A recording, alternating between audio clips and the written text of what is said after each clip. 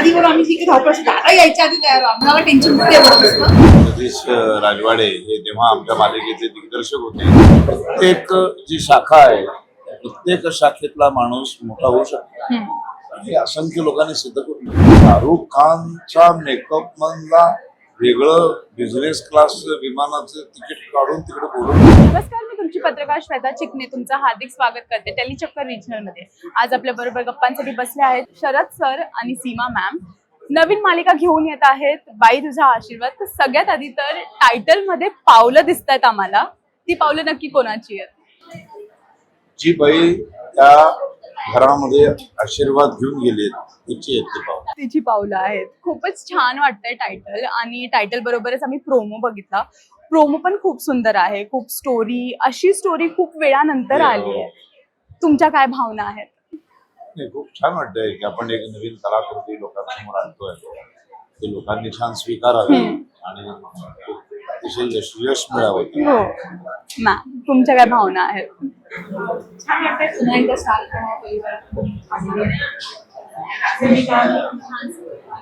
छान आहे. शरद दादाबरोबर मी पहिल्यांदा काम करते. आनंद आहे.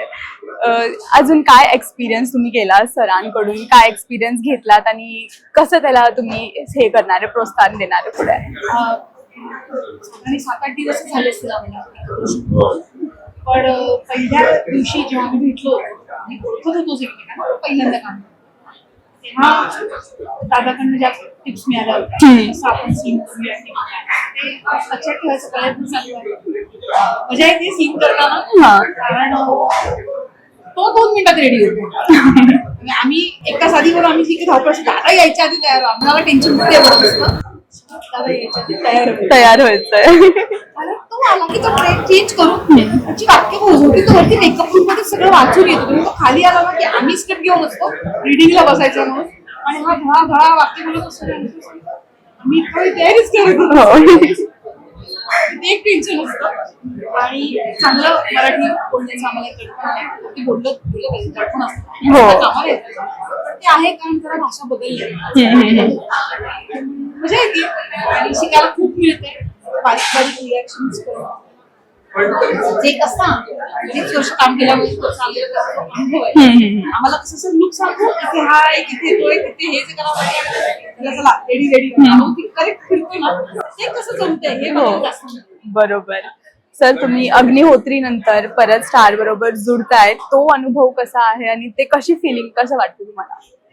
अग्निहोत्र 2 भाग झाले. त्याच्यामध्ये दुर्वा झाली, झुंज झाली, टोप्यांची रंगोळी झाली आणि आता एवढ्या मालिका झाल्या स्टार प्रवाह वाहिनी. ही वाहिनी उभी राहिली अग्निहोत्र. अग्निहोत्र आम्ही गाजवली. लोक आजही प्रचंड ती बघतात, लोकांना आवडते. आजही फार अशा कलाकृती कमी असतात ज्या इतक्या वर्षानंतर, म्हणजे मला वाटतं 2007-08 ला अग्निहोत्र आली होती. 20 वर्ष झाली. 19-20 वर्षानंतरही मालिका लक्षात ठेवणं आणि मालिकेतली पात्र लक्षात ठेवणं कमी वेळा. त्यामुळे त्याचा आनंद आहे. त्याच स्टार प्रवाह बरोबर. आणि मगाशी म्हटलं की सतीश राजवाडे हे तेव्हा आमच्या मालिकेचे दिग्दर्शक होते. आज ते ह्या वाहिनीचे प्रमुख झालेले आहेत. ते प्रमुख सहाय्यक दिग्दर्शक होते विनोद दरेकर, ते आता आमच्या वाहिनीचे मुख्य दिग्दर्शक झालेले आहेत.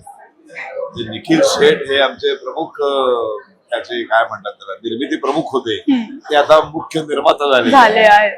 आणि मी आहेच मुख्य भूमिकेत. छान. त्यामुळे असं एक कॉम्बिनेशन मजा येते करायला, छान वाटतंय. म्हणून माणसं चांगली पाहिजेत.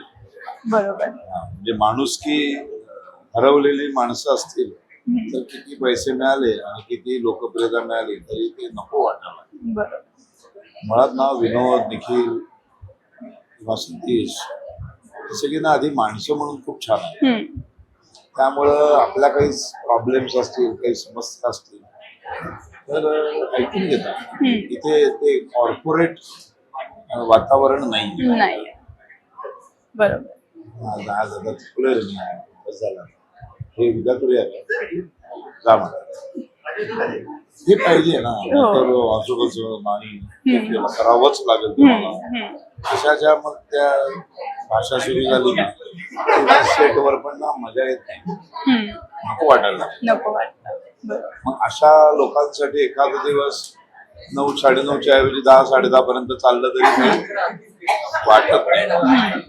आपण पण त्यांना सहकार्य करूया, ते पण आपल्या लक्षात ठेवतात, ते पण आपली काळजी घेतात. छान. आणि तुम्ही एवढे वर्ष दिली आहेत इंडस्ट्रीमध्ये, आधी आणि आता मध्ये काय बदलाव वाटतो तुम्हाला की जो नाही व्हायला पाहिजे होता? टेक्निकल होत चालले, बरोबर. भावना कमी होत चालली. माणसं सुद्धा अशी जरा टेक्निकली तांत्रिक होत चालली, त्यातल्या भावना कमी होत चालल्या. हे जरा खटकतं. हा खेळच भावनांचा आहे. भावनांची देवाणघेवाण म्हणजे अभिनय आणि नाटक, सिनेमा, मालिका. बरोबर. इथं भावनाशून्य माणसं नको असतात. काही माणसं अशी असतात की त्यांना या सगळ्याची काही पडलेलीच नसते.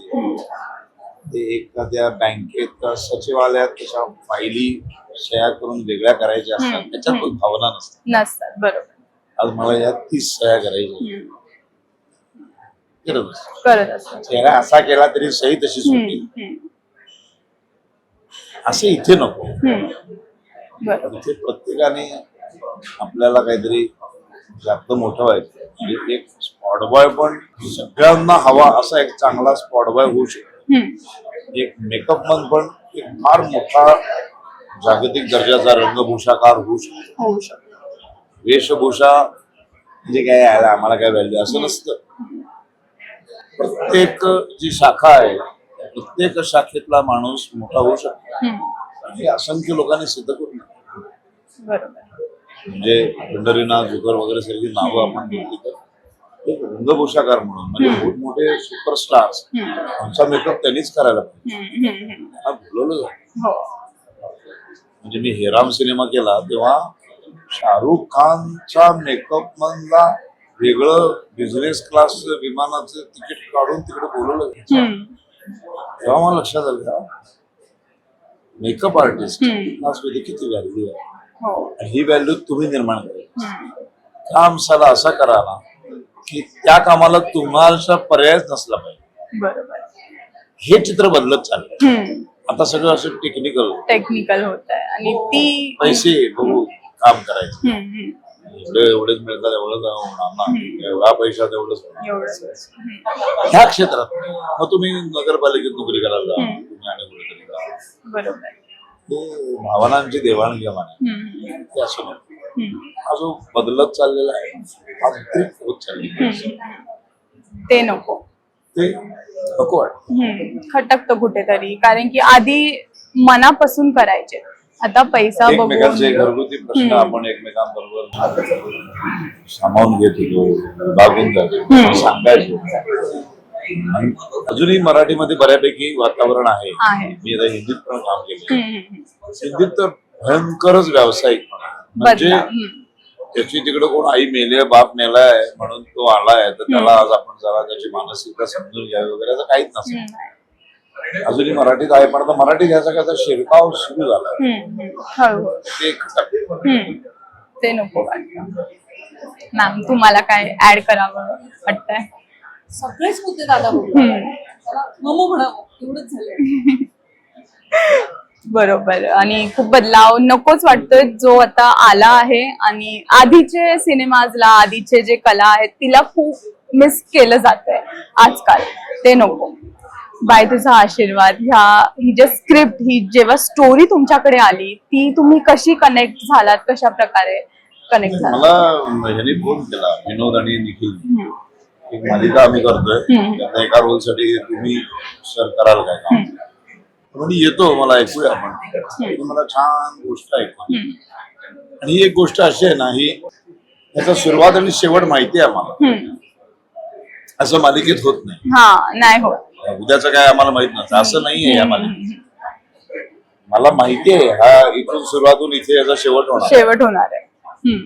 रस्ता कधी ह्या गल्लीतनं जा या गल्लीतनं जा, कदाचित हममार्ग रस्त्यावर जा किंवा 2 उड्या मारून हो. जाऊ असं होऊ शकेल, पण इथून इथेच जाणार हे माहितीये. शेवट हाच आहे ते माहितीये. बरोबर बरोबर. त्यामुळे मग ती आम्हाला मजा येते करायला. मला माहितीये मी कुठे जाणार आहे. असं होत नाही ना, तसं नाटक सिनेमात कसं असतं ना, समाप्त पर्यंत आपल्याला वाचता येतं, असं मालिकेत नसतं. साधारण असा विषय आहे, आता पुढे जसं होतं तसं असं असतं. बरोबर. इथे तसं नाहीये. ते मला त्यांनी शेवट सांगितलं पाहिजे, त्यामुळे मला म्हटलं काहीतरी वेगळं. एवढी वर्ष आम्ही काम केलेलं आहे, एक चांगले नाते संबंध आहेत, त्यामुळं करतोय मी. छान. मॅम तुम्हाला कसं कनेक्ट झालं? माझ्यासाठी स्टार प्रवाहावरची कोथळी एंटरटेनमेंट आणि दिग्दर्शक विनोद होते. बाकी काहीच विचारलं नाही, आपण करतोय आहेच. विशेष संपला होता. ही टीम आहे म्हटल्यानंतर काहीतरी असणार आहे तर माहितीच. आणि जसं मग काय झाला जेव्हा करायला लागलो तेव्हा मग कळलं आणखीन काय झालं की मी ऍड झालं की माहिती अक्षय काम करते. तिने 2 वर्षापूर्वी एकांकिका केली. एकांकिकेला मी 3 ठिकाणी परीक्षा दिली. अच्छा. मला ती अभिनेत्री म्हणून माहित होती, तसं मी काम बघितलं. तिच्याबरोबर काम करतानाच एक करताना बघितलं, ती माझ्या बरोबर करताना ती आणि ही अवनी काय फरक आहे हे मला काम करताना मिळालं. ती एक मालिका. आणि ह्या मालिकेमध्ये स्त्रियांना खूप इन्स्पिरेशन आणि त्यांना जे स्थान दिलं गेलं आहे ना, ते खूप लोकांसाठी इन्स्पिरेशन असणार आहे, खूप शिकायला भेटणार आहे. एक गोष्ट जी प्रेक्षकांनी घ्यायला पाहिजे ह्या मालिकेतून ती काय आहे? बाईचा अपमान केला ज्या घरात ज्या ठिकाणी स्त्रियांचा अनादर होतो ते कुटुंब संपणार. तिथे सगळं बेचिराग होणार. आपली संस्कृती, हिंदू संस्कृती, भारतीय संस्कृती ही स्त्रियांचा सन्मान करायला शिकवते. आपल्याकडं नद्यांना सुद्धा माता म्हणतो, नदीला पण माता म्हणतो, पृथ्वीला माता म्हणतो. आपली संस्कृती स्त्रीला एवढ्या दर्जात वर नेऊन ठेवलेली. तिचं हे करू नका, तिचा कायम आशीर्वाद घ्या, तिचं भलं वाटतं. एक मेसेज आहे. मी असं म्हणेन की लॉकडाऊन नंतर बऱ्याच अंशी घरातली बाई महत्वाची आहे हे बऱ्याचपैकी लोकांना कळलंच. सगळी कामं करताना बघत होती आणि दिवसभर एवढं करत होती जे आम्हाला माहित आहे.